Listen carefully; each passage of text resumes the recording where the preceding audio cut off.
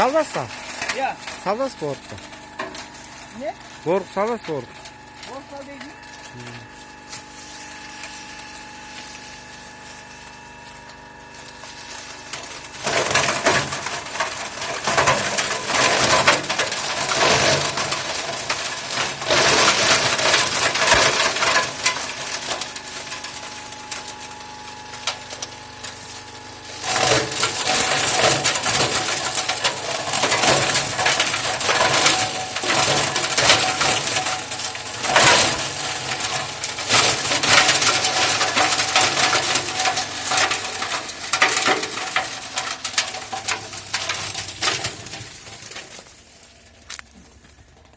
Hemen nasıl kalbayı tüken?